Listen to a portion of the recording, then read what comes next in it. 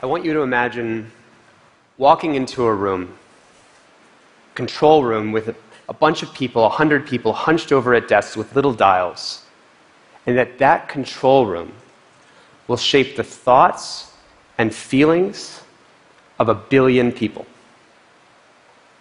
This might sound like science fiction, but this actually exists right now, today. I know because I used to be in one of those control rooms.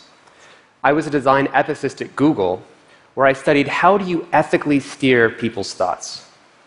Because what we don't talk about is a handful of people working at a handful of technology companies, through their choices, will steer what 1 billion people are thinking today.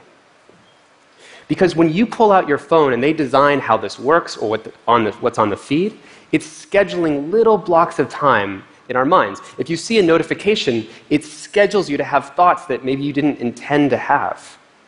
If you swipe over that notification, it schedules you into spending a little bit of time getting sucked into something that maybe you didn't intend to get sucked into.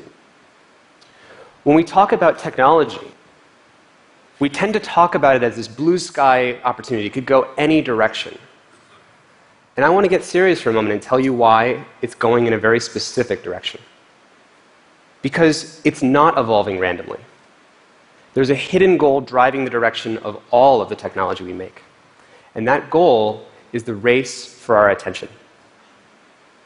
Because every news site, TED, elections, politicians, games, even meditation apps have to compete for one thing, which is our attention. And there's only so much of it. And the best way to get people's attention is to know how someone's mind works.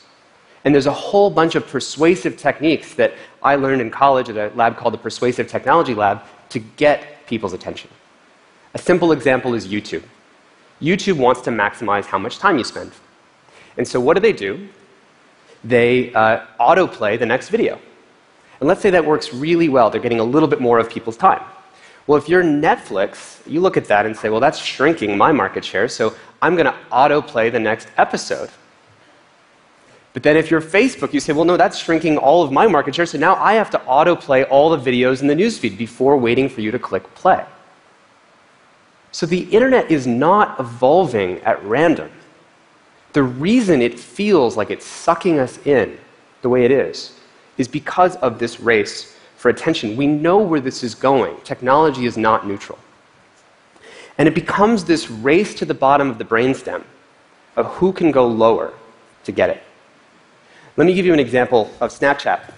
If you didn't know, Snapchat is the #1 way that teenagers in the United States communicate. So if you're like me and you use text messages to communicate, Snapchat is that for teenagers. And there's like 100 million of them that use it.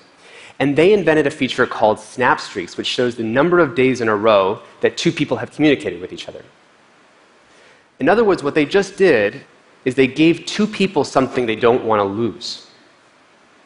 Because if you're a teenager and you have 150 days in a row, you don't want that to go away. And so think of the little blocks of time that schedules in kids' minds. This isn't theoretical. When kids go on vacation, it's been shown they give their passwords up to 5 other friends to keep their Snap Streaks going, even when they can't do it.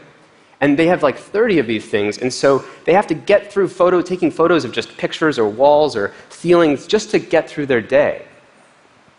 So it's not even like they're having real conversations. We have a temptation to think about this as, oh, they're just using Snapchat the way we used to gossip on the telephone. It's probably okay. Well, what this misses is that in the 1970s, when you were just gossiping on the telephone, there wasn't 100 engineers on the other side of the screen who knew exactly how your psychology worked and orchestrated you into a double bind with each other.